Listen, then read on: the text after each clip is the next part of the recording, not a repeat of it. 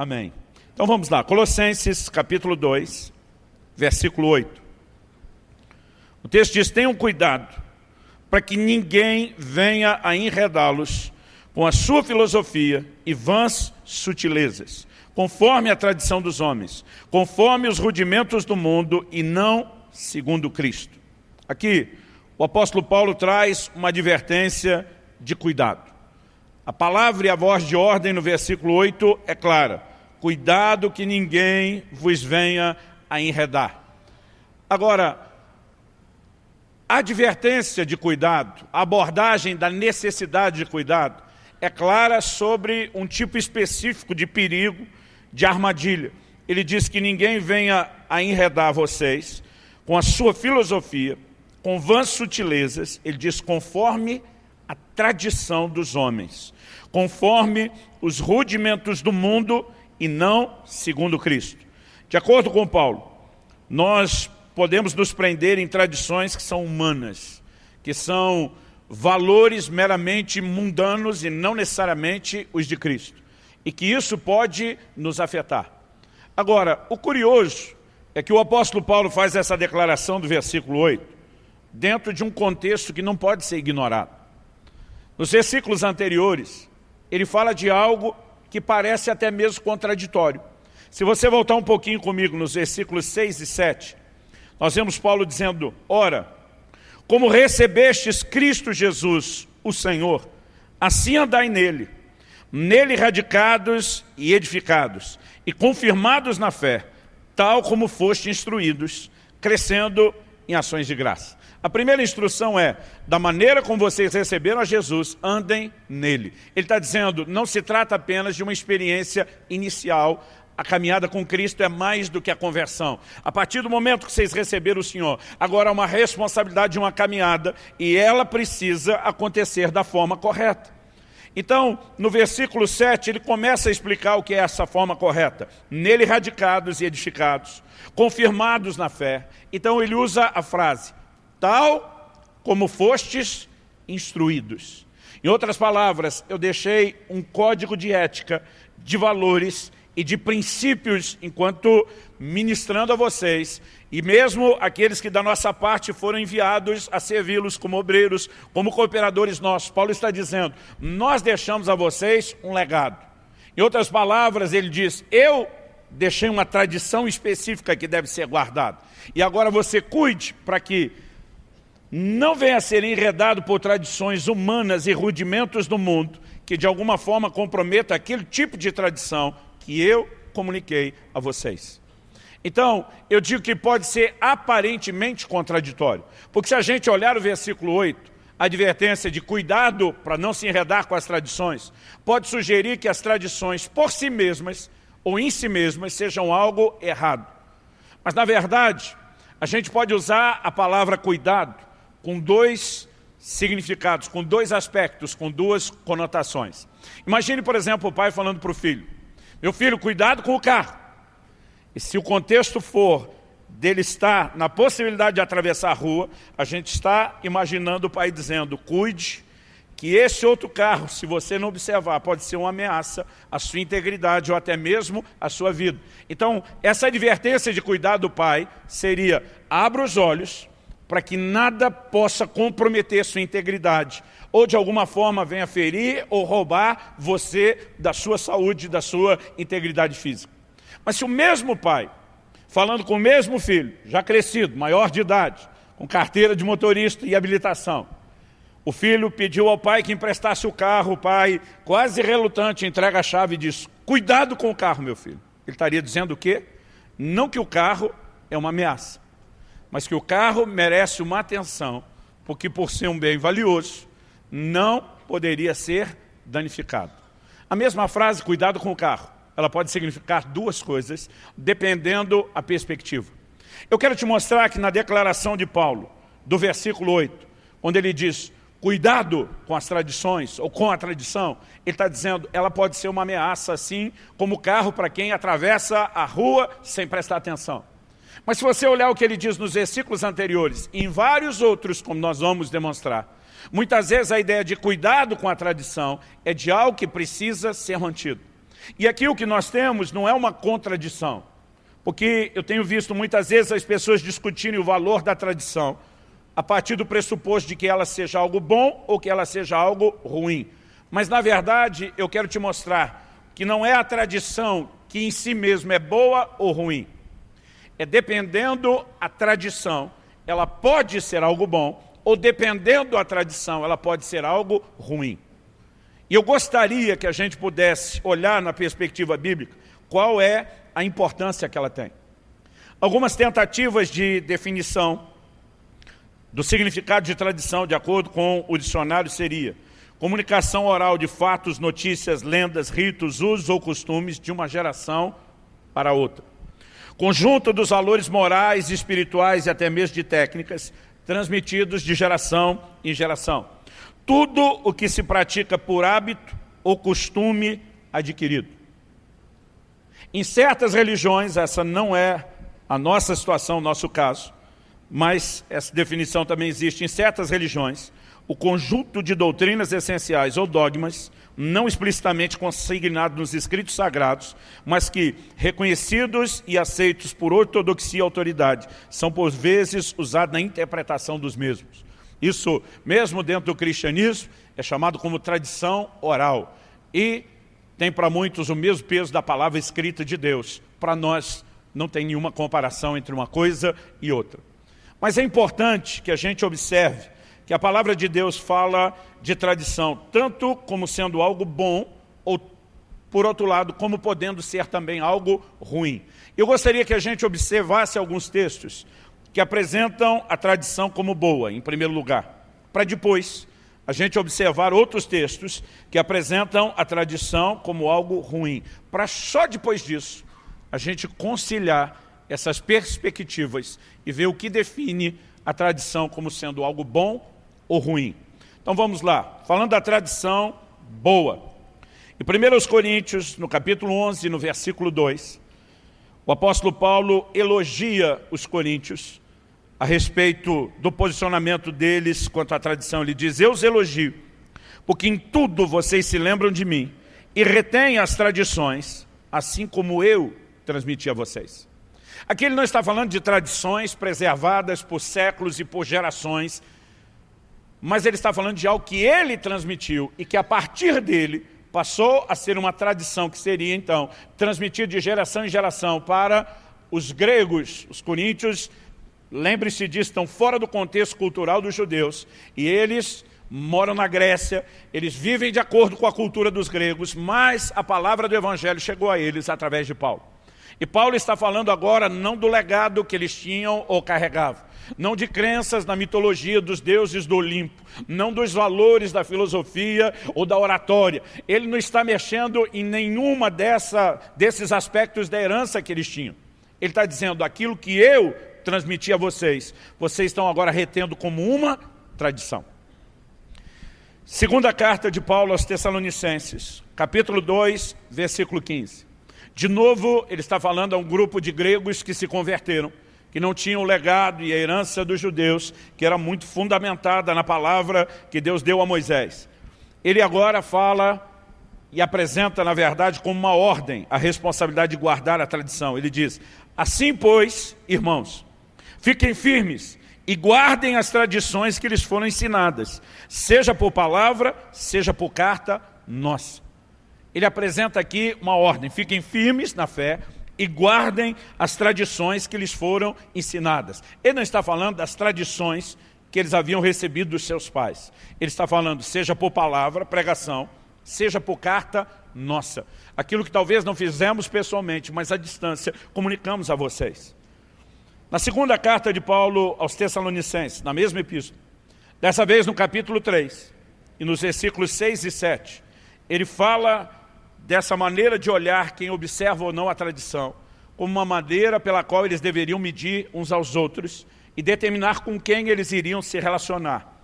Segunda Tessalonicenses 3, 6 e 7 diz assim: irmãos, em nome do nosso Senhor Jesus Cristo, ordenamos a vocês que se afastem de todo irmão que vivem de forma desordenada e não segundo a tradição que vocês receberam de nós.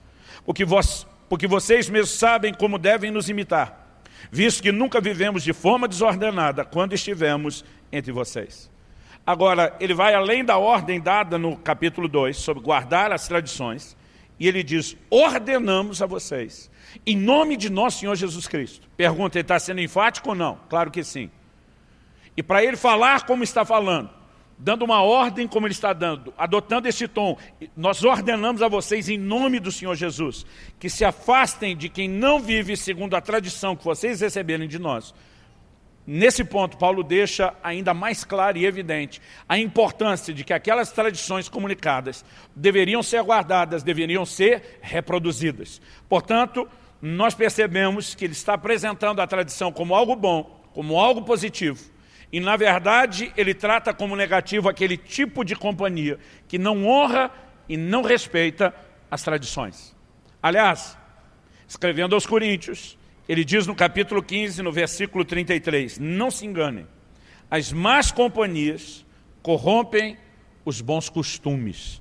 Aqui ele fala dos costumes como uma prática, como um legado semelhante à tradição. Ele o classifica como bom, mas diz, se você andar com as pessoas erradas, os bons costumes podem ser comprometidos.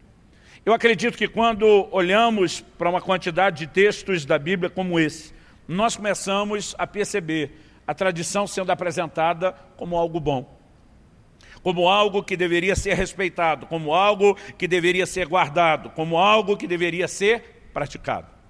Mas, em contrapartida, nós temos uma série de outros textos bíblicos que podem falar da tradição como sendo algo ruim.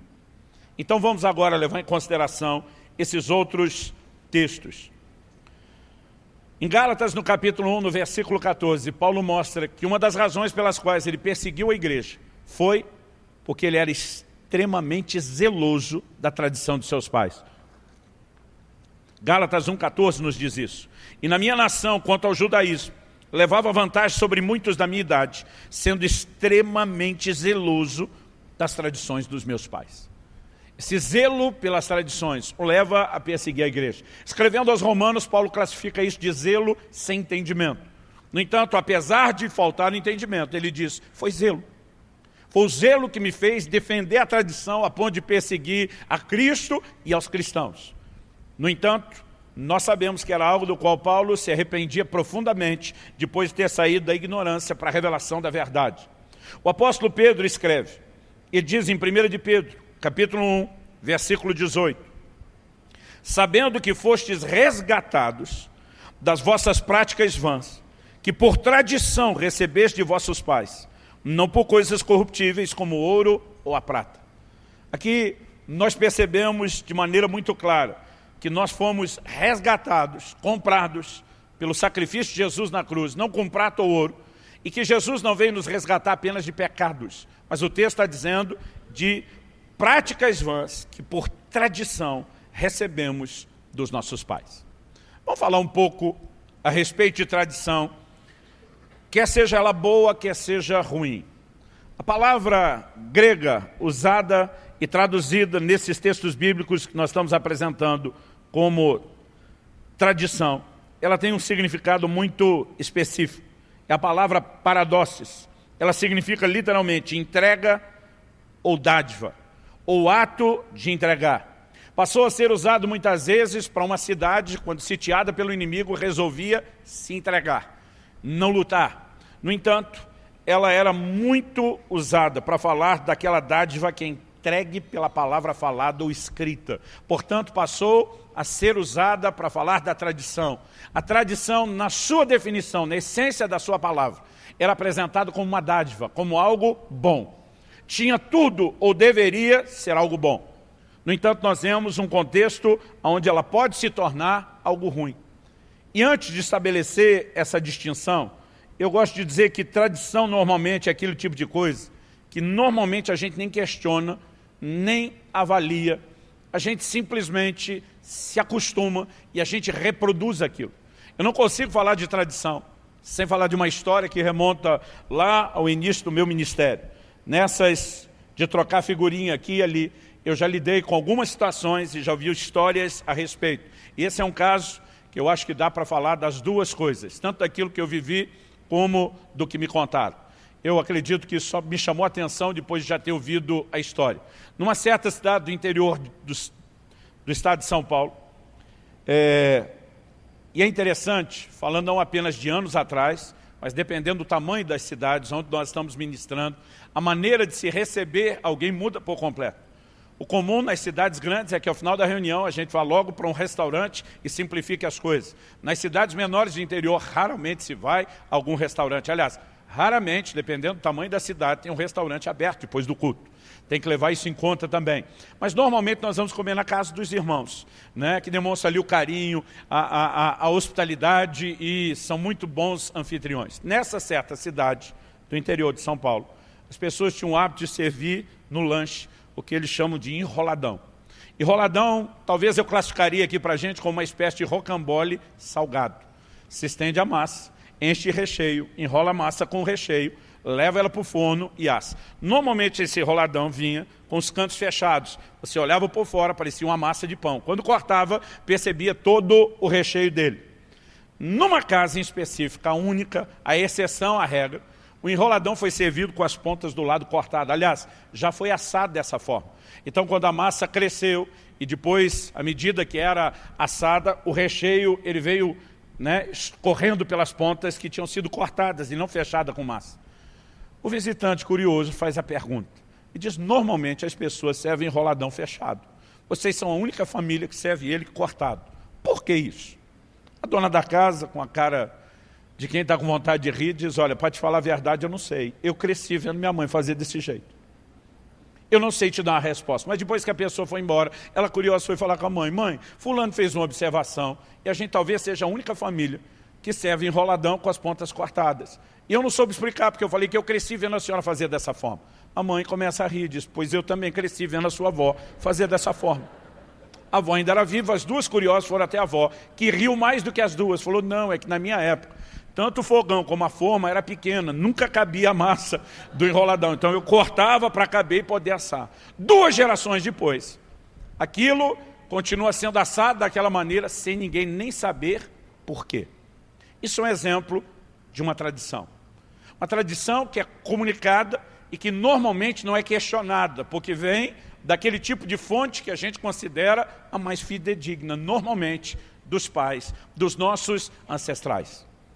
Agora, apesar da Bíblia rotular algumas tradições como algo bom e que precisa ser preservado, e apresentar outras como algo ruim e que deveria ser evitado, há determinadas tradições que, se a gente tivesse que criar uma classificação, eu chamaria de neutra.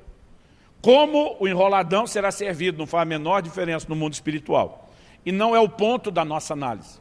Semana passada eu gastei vários dias pregando em várias cidades do Rio Grande do Sul, do interior até a capital, aproveitando para fazer lá algumas gravações. Em todo lugar onde a gente ia, a gente deparava com os gaúchos segurando a cuia do chimarrão.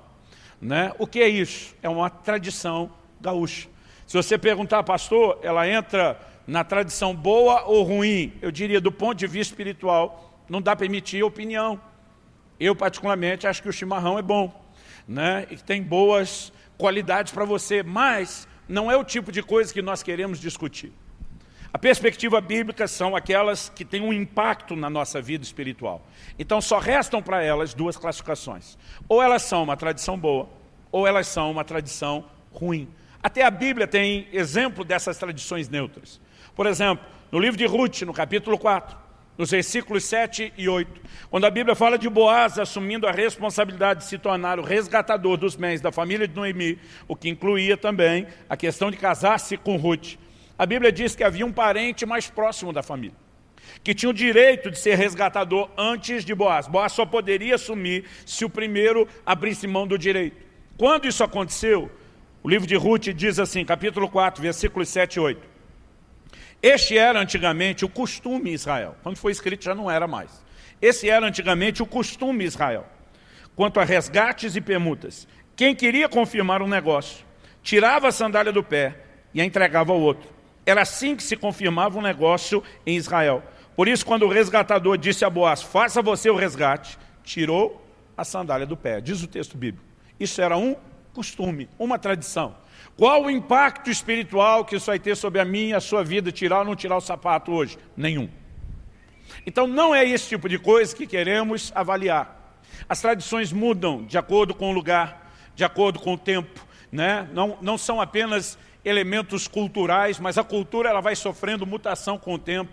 E não é esse tipo de coisa que eu quero discutir de forma detalhada. A questão é, a tradição ela não é boa ou ruim em si mesma. A classificação de se ela vai se tornar algo bom ou ruim depende de uma única análise. E é o Senhor Jesus que nos revela esse princípio.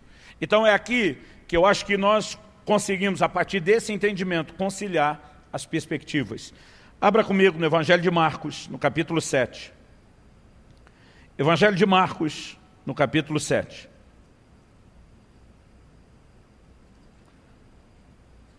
A palavra de Deus nos diz a partir do versículo 1. Nós vamos ler do 1 até o 13. Ora, reuniram-se a Jesus os fariseus e alguns escribas vindos de Jerusalém. E vendo que alguns dos discípulos dele comiam pão com as mãos impuras, isso é, por lavar, pois os fariseus e todos os judeus, observando a tradição dos anciãos, não comem sem lavar cuidadosamente as mãos. Quando voltam da praça, não comem sem se aspergirem, e há muitas outras coisas que receberam para observar, como a lavagem de copos, jarros e vasos de metal e camas. Então, quando viram isso, verso 5 diz, interpelaram-no os fariseus e os escribas.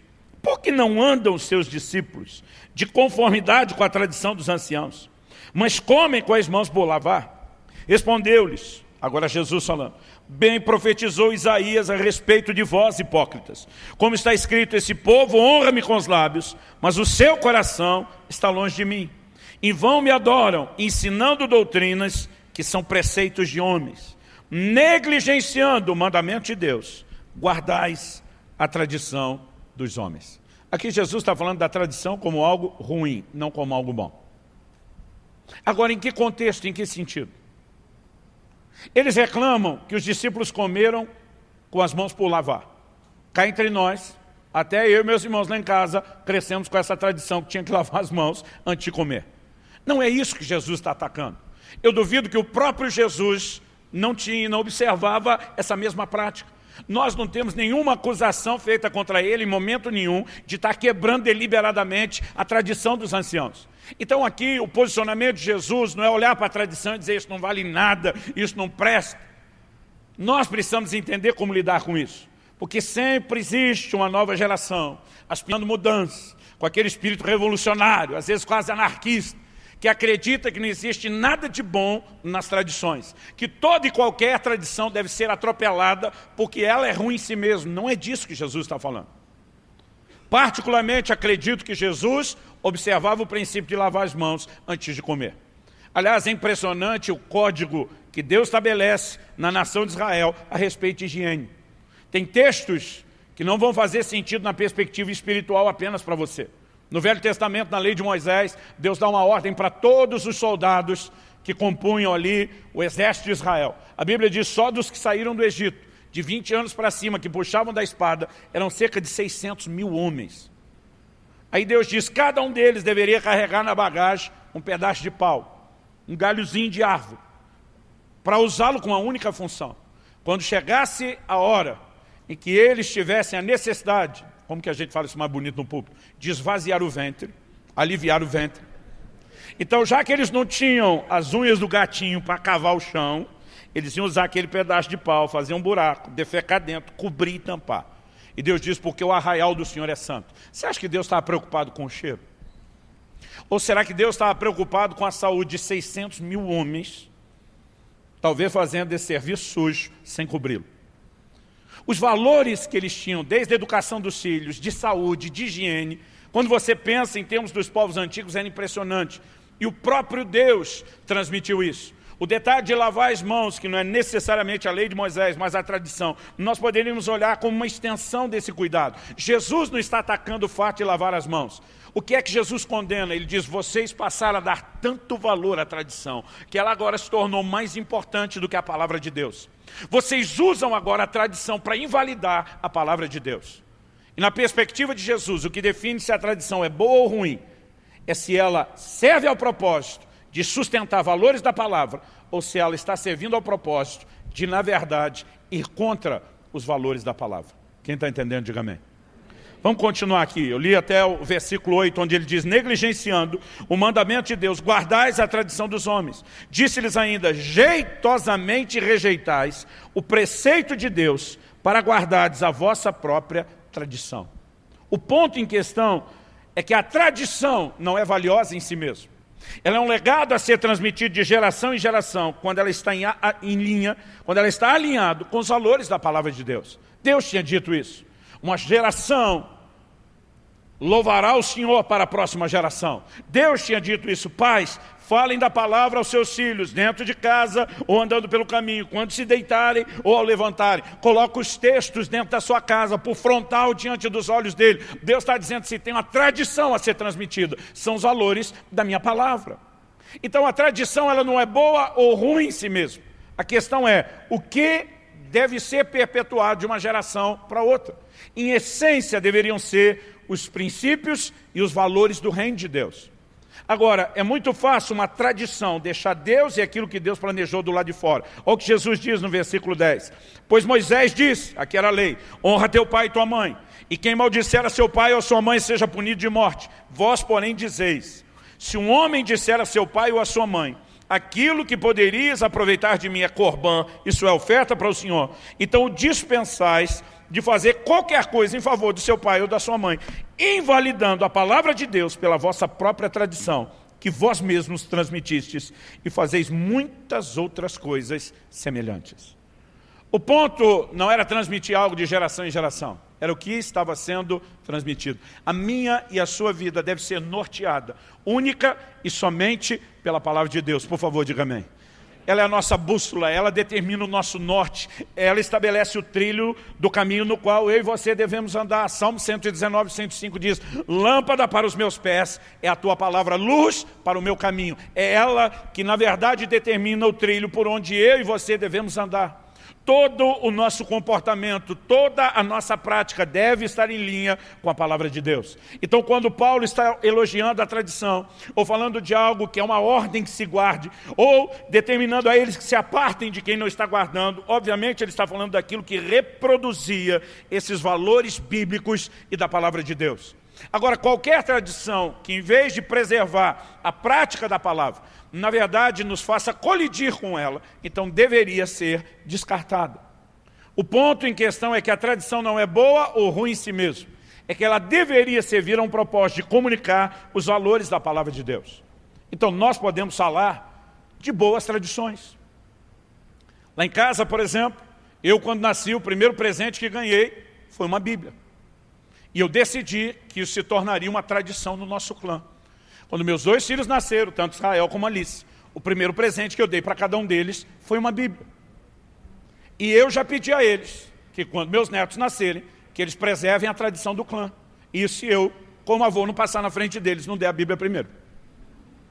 Agora, tem algum lugar na Bíblia que diz que o pai tem que dar como primeiro presente para o filho uma Bíblia? Não, não tem nada escrito, mas o que diz lá é que é responsabilidade de todo pai transmitir a palavra aos seus filhos. Então eu decidi, através desse ato, lembrar a mim mesmo como pai e ensinar algo aos meus filhos desde cedo, que não existe nada mais importante para se passar de geração em geração do que a palavra de Deus. Agora significa que todo pai tem que dar uma Bíblia de presente logo no dia em que a criança nasceu? Não necessariamente. Agora, se isso não está colidindo com nenhum valor bíblico, pode ser mantido? Não só pode, como deveria. Agora, qual é a minha preocupação? Eu repito, é que nós olhamos para as pessoas que olham para as tradições de formas muito diferentes, por causa das perspectivas. Nós temos gente que valoriza a tradição até demais, a ponto de muitas vezes não se permitir viver nenhum tipo de mudança, porque nunca foi assim antes de nós. E até quando Deus está tentando fazer algo diferente, eles não dão o menor espaço e não permitem a ação de Deus. E muitas vezes a tradição acaba roubando eles e se torna algo ruim. Mas a tradição muitas vezes ela pode nos proteger, nos fazendo andar, como diz Jeremias 6,16, nas veredas antigas, em princípios dos quais nós nunca deveríamos nos desviar. Então, quando eu olho para a palavra de Deus, eu percebo com clareza a maneira como Deus trata disso. falando a respeito de costumes e não só de tradições, tanto como algo bom como algo ruim. Quando é bom? Quando nos coloca em linha e obediência à palavra de Deus. Quando é ruim? Quando nos desalinha daquilo que deveria ser nossa conduta principal, a obediência à palavra de Deus. Em 2 Reis, no capítulo 17, eu quero ler rapidamente. O Senhor está falando com a geração que agora, na época do reino dividido, são os israelitas do reino do norte, que compõem as outras 10 tribos, que não são Judá e Benjamim, que agora foram levados em cativeiro pela Síria. Algo está mudando completamente na cidade de Samaria, antiga capital do reino. E Deus fala assim, verso 38 de 2 Reis 17. Da aliança que fiz convosco não vos esquecereis, nem temereis outros deuses, mas ao Senhor vosso Deus temereis. Ele vos livrará das mãos de todos os vossos inimigos. Verso 40. Porém eles não deram ouvidos a isso. Antes, procederam segundo o seu antigo costume. Qual o antigo costume? Se você ler os versículos anteriores ao que estamos lendo, você vai entender. O verso 41 explica. Assim, essas nações temiam o Senhor e serviam as suas próprias imagens de escultura, como fizeram seus pais, assim fazem também os seus filhos, e os filhos dos seus filhos até o dia de hoje. O que é a tradição? É a mesma história de enroladão. Valores que nós não questionamos. Meus pais faziam antes de mim. Eu vou fazer assim, meus filhos farão assim, os filhos dos meus filhos farão dessa forma. É quando existe o zelo de comunicar um legado. No entanto, qual era o legado? Eles serviam tanto ao Senhor como aos ídolos. É lógico que aqui a palavra de Deus está falando a respeito de algo ruim. O que me leva a entender que não questionar a tradição pode nos fazer errar, quer ela seja boa, quer seja ruim. Se estamos falando de uma boa tradição que comunica valores da palavra e nós não questionamos por que fazemos o que fazemos, do jeito que fazemos, nós perdemos a percepção da boa mensagem que deveria ser transmitida junto com o costume. E quando se trata de algo ruim, nós não questionamos, então nós também não entendemos onde é que está o furo e vamos continuar reproduzindo algo que não deveria ser reproduzido. Razão pela qual normalmente não questionamos, porque consideramos nossos ancestrais as fontes mais fidedignas. A questão é, eles podem ter sido bem intencionados, mas isso não significa que acertaram em tudo. Eu gosto da forma como o livro de Hebreus fala isso. Diz que nossos pais nos corrigiam conforme melhor lhes parecia. O texto está dizendo o quê? Que eles fizeram o que achavam que é melhor. Não está dizendo que acertaram em tudo. Eu olho para a vida de algumas famílias e eu me preocupo quando vejo filhos abandonando um bom legado de tradição e costumes, dos quais nunca deveriam se apartar. Mas acabam fazendo isso, porque a linguagem, principalmente da moçada hoje em dia, é que nós temos que meter o pé em tudo aquilo que representa o passado. Que tradição é algo para ser chutado, pisoteado e jogado fora. Depende o tipo de tradição.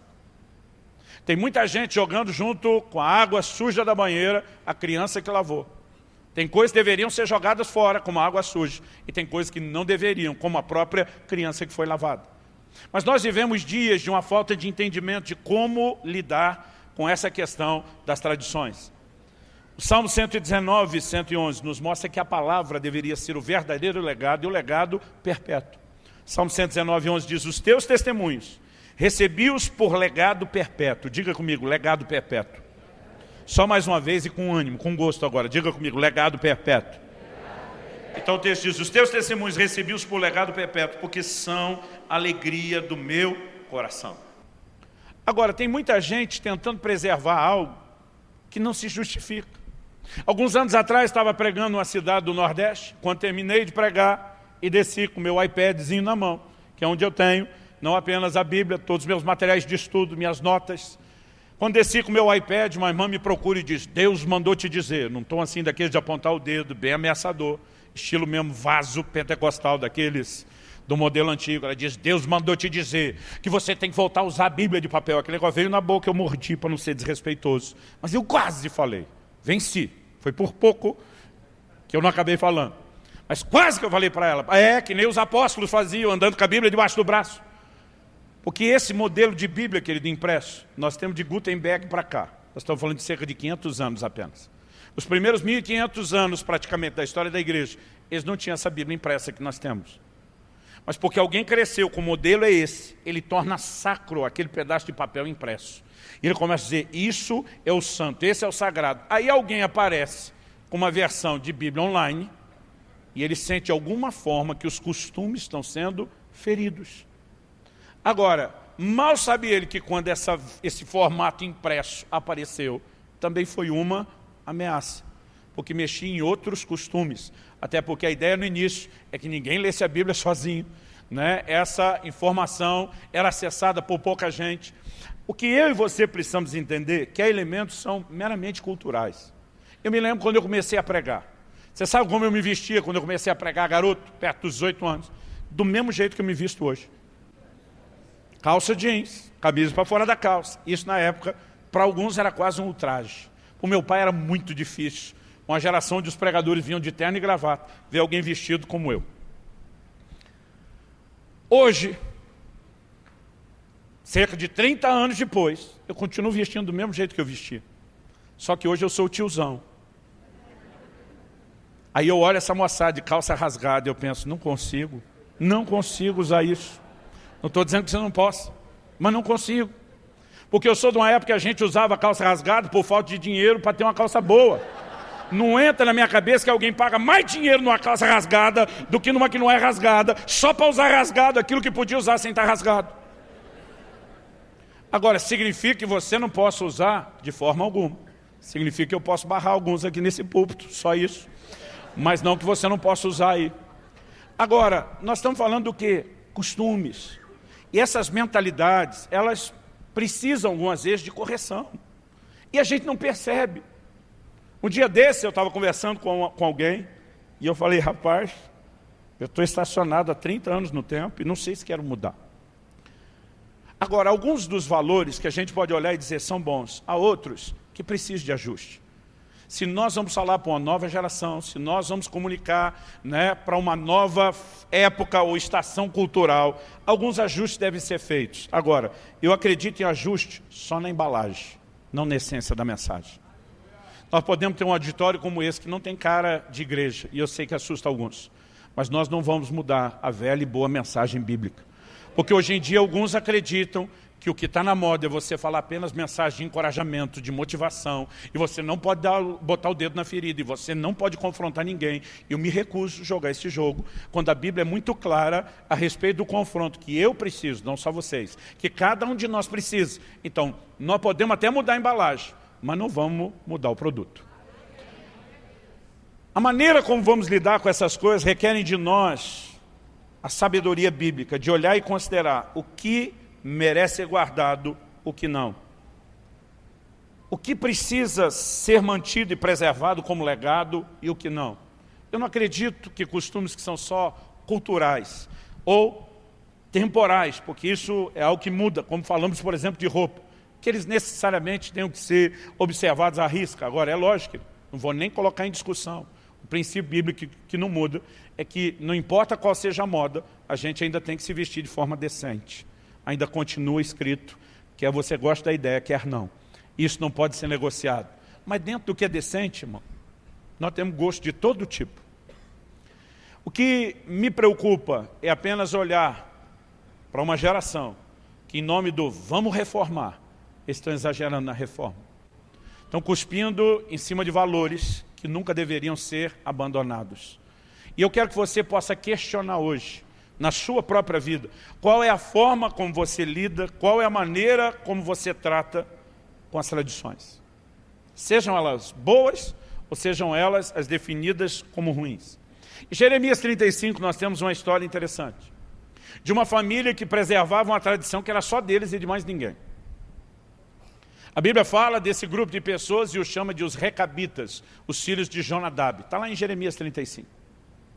Deus fala com Jeremias e diz, manda chamar os recabitas, traga-os na minha casa, chama eles a uma das câmaras do templo, serve vinho para eles e diga que eu, o Deus deles, estou servindo e oferecendo vinho.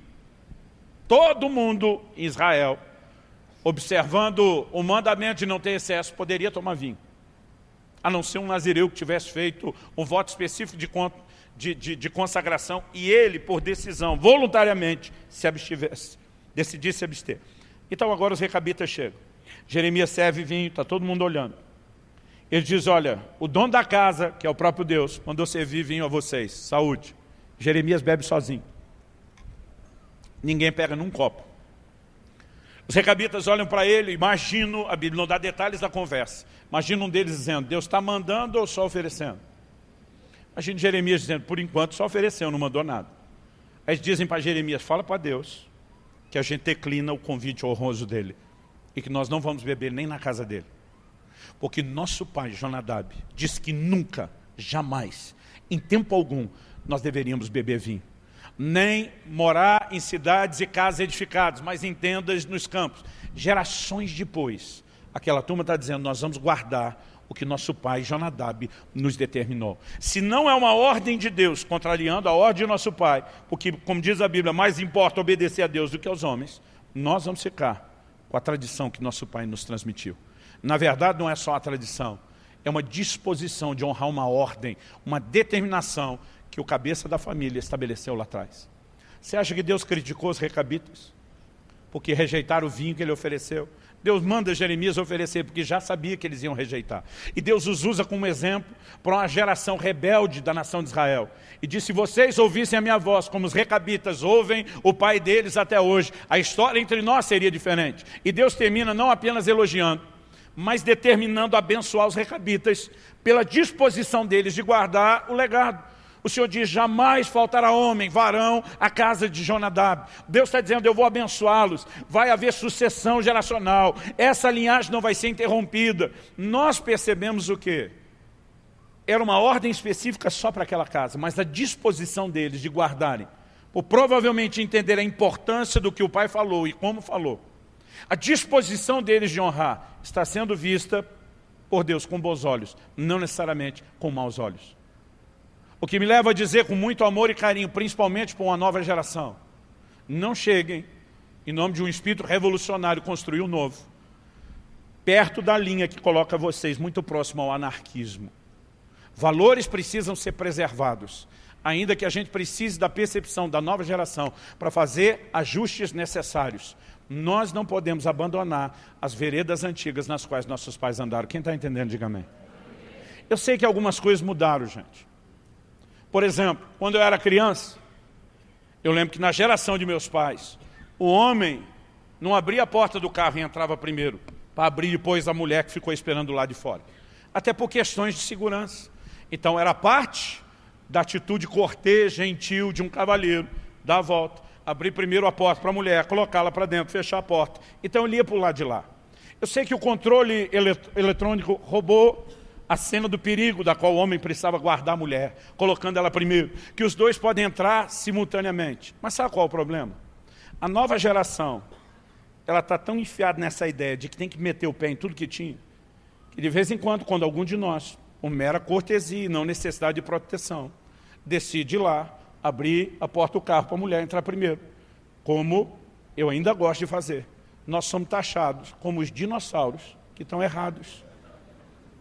Então eu gosto de dizer para alguns, se você acha que sua mulher não merece esse tipo de atitude, e se ela não se importa, tranquilo. Agora, você não precisa cuspir no bom costume de alguém que ainda entende que isso significa uma boa mensagem a ser transmitida.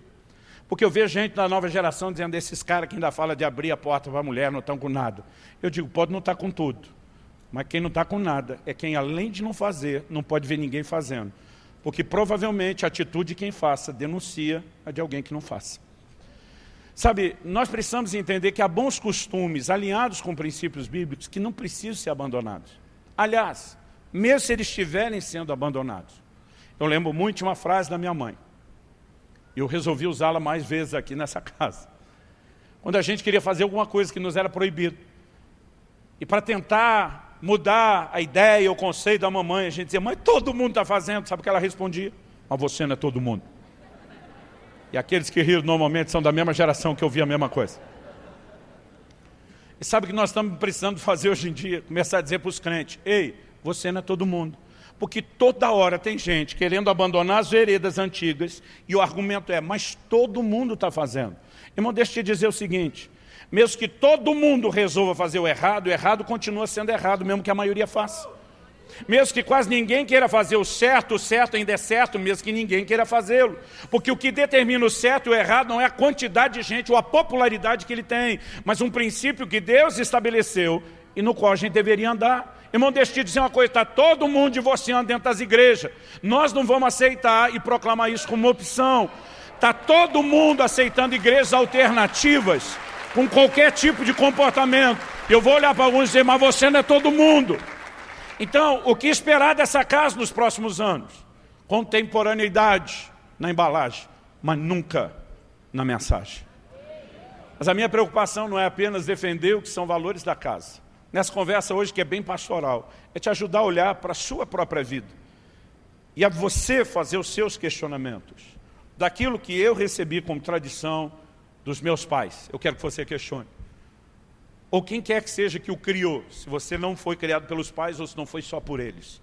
A pergunta a ser feita é, quais são os bons costumes? Quais são os valores bíblicos dos quais eu nunca devo me apartar? Ou não deveria me apartar, caso você já tenha feito? Ou daquilo que recebemos, precisamos também questionar.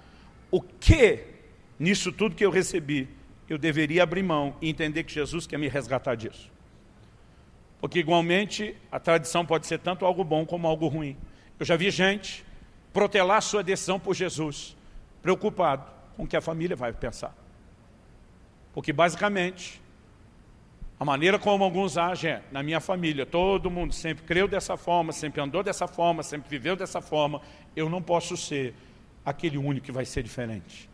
E muitas vezes as pessoas estão abrindo mão de um posicionamento com Cristo, da sua salvação, em nome de preservar uma tradição. Será que Jesus estava preocupado com esse tipo de decisão? Como se essa fosse a tradição a ser guardada? Claro que não. E disse, alguns de vocês vão ser perseguidos dentro de casa. Os inimigos do homem vão estar dentro de casa, porque o posicionamento de fé de alguns de seus discípulos por ele iria colocá-los numa rota de colisão com a família, e ele começa a prepará-los. E quando ele está dizendo, vai acontecer isso com vocês, o que é que ele estava ensinando? Vocês não precisam necessariamente guardar uma tradição paterna que mantenha vocês longe de Deus ou longe de mim. Então, nesse caso, abra mão da tradição para que você possa experimentar quem eu sou e o que eu tenho para fazer na sua vida. Então, qualquer tradição que nos coloque em choque com a palavra de Deus ou distante do caminho do Senhor, deveria ser abandonada. Mas toda tradição, que ainda que seja diferente da tradição de outros lares, se mantém alinhado à prática de princípios bíblicos, ela deveria ser primeiro entendida, para então ser preservada. E eu sei que nessa noite, além de uma conversa pastoral, eu estou falando também a pessoas que precisam de conserto em relação a essas áreas. Eu quero até que você fique em pé já, para parecer que está acabando. Eu sei que nós temos aqui pessoas que foram criadas no Evangelho, na Palavra de Deus, devidamente instruídas pelos seus pais. Mas com o passar do tempo, começaram a deixar as veredas antigas e decidir trilhar o seu próprio caminho. Alguns de vocês já descobriram o prejuízo dessa decisão. Alguns ainda não descobriram, e se não mudarem, quando descobrir, talvez possa ser até muito tarde, inevitável a dimensão do prejuízo. Mas eu quero falar ao seu coração nessa noite dizendo, junto com tudo aquilo que você está ouvindo, há uma proposta de um Deus amoroso dizendo, eu quero que você se arrependa e volte para as veredas das quais você nunca deveria ter se apartado. Agora, há pessoas aqui que ainda não entregaram sua vida a Cristo, por medo de ferir a tradição dos pais. E sabe, toda a sua disposição de honrar os pais, ela é louvável. Mas nenhuma tradição, de acordo com Jesus, pode estar acima da palavra de Deus, a ponto de justificar uma quebra da palavra de Deus.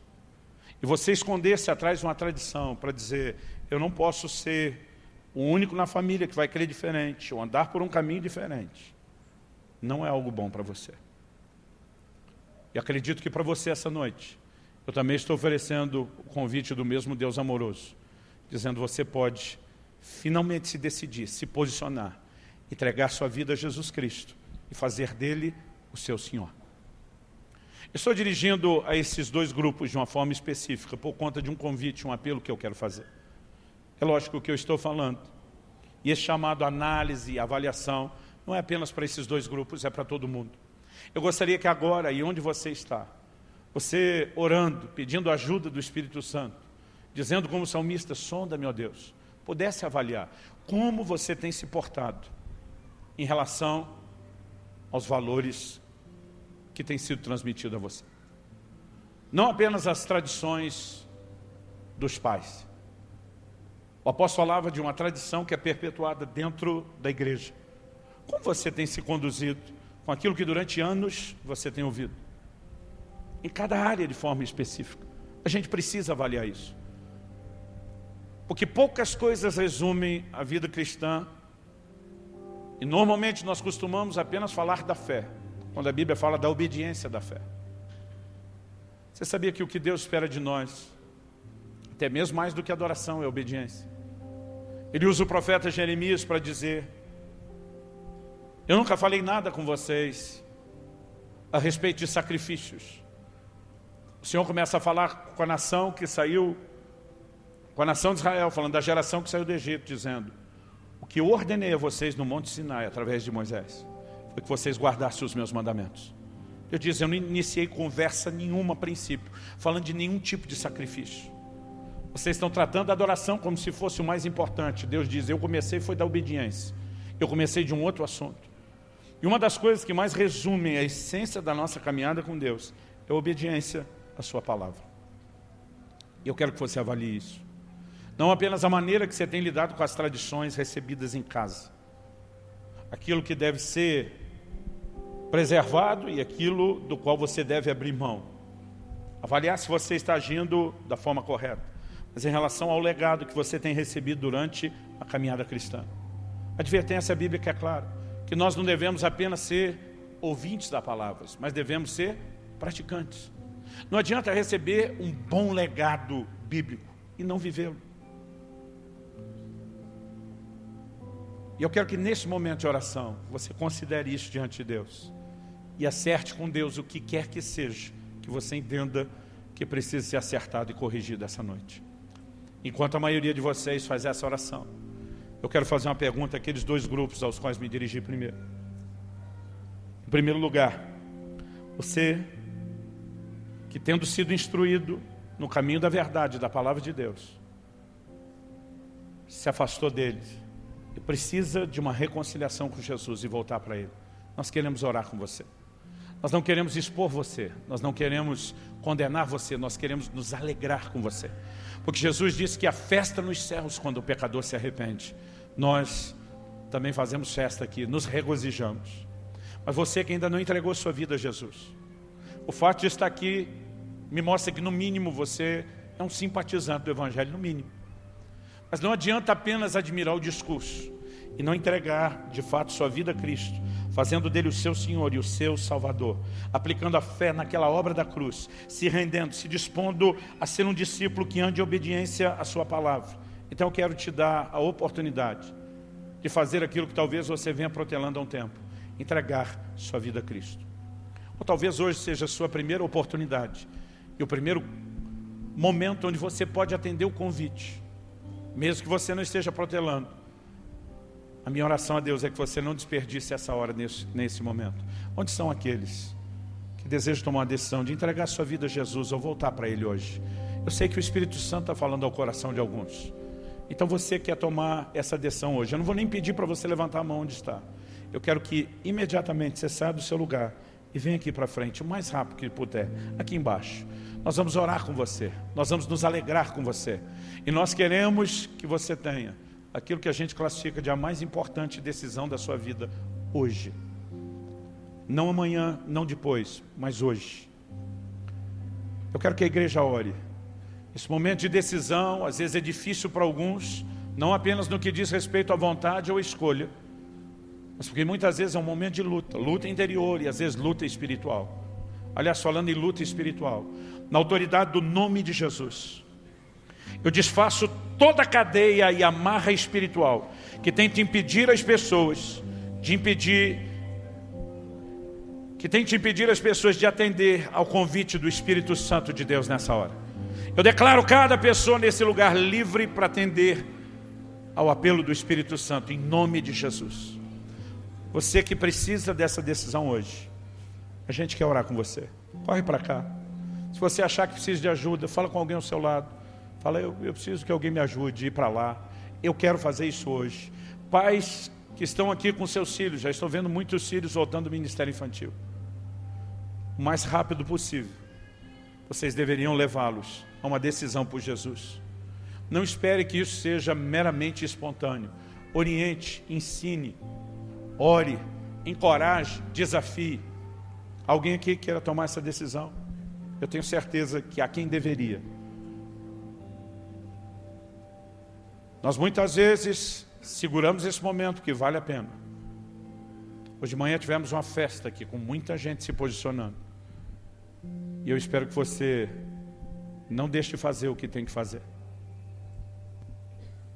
Pastor, tem algo apertando aqui meu coração, mas eu acho que está tudo bem. Mas tem algo apertando o seu coração. Algo está quase te empurrando do seu lugar, dizendo vai lá. Não tenta entender o porquê é que você tem que vir. Apenas atenda ao chamado. Quem está sendo chamado sabe que está sendo chamado. E nós queremos te ajudar e nos alegrar com você. Alguém?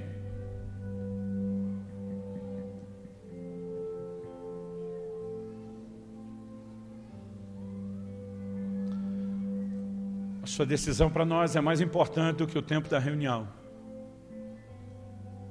E eu sinto de continuar insistindo. Glória a Jesus. Quem mais? Quem mais?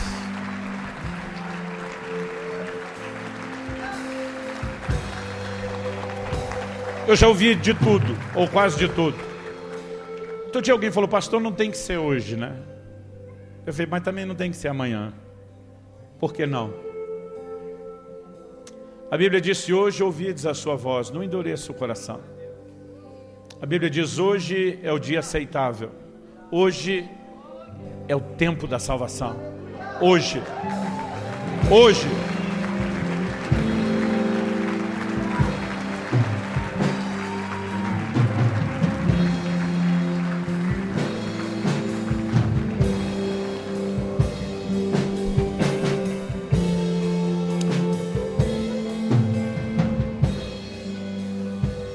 Eu estou muito feliz com cada um que está aqui à frente. Mas tem mais gente que precisa vir para cá. E eu quero insistir um pouquinho mais. Eu peço à igreja, esteja sempre orando nessa hora. Há um destino eterno em jogo. Você sabe que Deus está falando ao seu coração. E você pode dizer para Ele que você tem receio, que você tem medo do que está por vir, que você não sabe como vai ser isso. Mas você pode no mínimo dizer, estou te dando um espaço, uma abertura para que minha vida mude. É tudo que Ele precisa. Que você tenha coragem de dar o primeiro passo. Glória a Jesus. Você pode dar ao Senhor um forte aplauso por cada um deles. Um bem forte aplauso.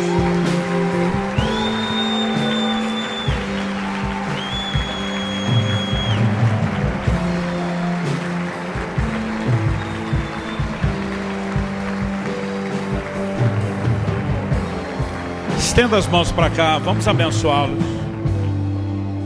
Eu quero que os pastores nos ajudem a certificar. Cada um deles tem um conselheiro ao lado e que vai ajudá-los a confessar Jesus. Estenda a mão para cá. Pai, nós abençoamos cada um desses que se posiciona não diante de nós, mas diante do Senhor. Que dá um passo a Deus externando o arrependimento e fé, o anseio de reconciliação e recomeço. E nós oramos por mudança de vida. Nós oramos por recomeço. Nós oramos, se tornem reais na vida de cada um deles as suas palavras, perdoados são os teus pecados. Nós oramos que a boa e poderosa mão do Senhor traga hoje libertação, cura, o pacote completo da experiência em Cristo. Nós oramos que o Espírito de Deus os envolva, que haja regeneração e que a partir de hoje saiam desse lugar debaixo de proteção, debaixo da liderança do Teu Espírito Santo. Nós os entregamos aos Teus cuidados e à Tua graça, em nome do Senhor Jesus. e os abençoamos para um novo tempo em nome do Senhor Jesus. Aleluia. Amém. Amém. Glória a Deus. Vou pedir que cada um de vocês, rapidinho, entre nessa sala aqui. Nós só precisamos de uns minutinhos. Queremos colher os seus dados, se vocês permitirem, ajudar vocês, entregar algo a vocês ali. Enquanto eles vão para lá, eu quero dar uma última palavra ao seu coração. Não apenas aqui, não só agora, mas depois de voltar para casa. Eu quero te pedir que você de fato avalie quais são os bons costumes que você tem preservado, quais são os bons costumes que as más companhias talvez tenham corrompido. Existem determinados legados que eles não precisam ser transmitidos para a próxima geração no mesmo formato. Mas os valores e princípios do reino deveriam ser preservados, deveriam ser mantidos. Eu sei que há uma mudança de pensamento a cada nova geração. E eu acredito que ela é importante. A minha olhava para a resistência de alguns em algumas áreas, a respeito de como ser e funcionar como igreja diante do mover do Espírito. E muitas vezes eu lamentava o quanto a tradição nos roubava. Mas eu olho hoje com a nova geração lutando pelas mesmas coisas que eu lutava. E às vezes jogando tradição fora até demais. Algumas delas nunca, jamais deveriam ser negociadas. Então o que nós estamos falando, e acredite, eu não fui exaustivo no tema, de esgotar o assunto. Se a Bíblia fala tanto a respeito disso, merece a minha e a sua atenção. Então, a minha oração a Deus e o meu pedido a você, leve em consideração e processe um pouquinho mais aquilo que você ouviu. Eu tenho certeza que isso pode permitir aquele trabalho personalizado do Espírito Santo na sua vida. Amém? Você recebe essa palavra em nome de Jesus? Que você tenha uma semana abençoada. Que a graça e o favor do Senhor seja sobre a sua vida. Que o Senhor te abençoe e te guarde. Que o Senhor faça resplandecer seu rosto sobre ti e te dê a paz. Que Ele te conduza numa semana onde você seja luz do mundo, onde você seja sal da terra, onde você viva o melhor de Deus e transborde do melhor de Deus para todos à sua volta. Em nome de Jesus. Amém. Aleluia.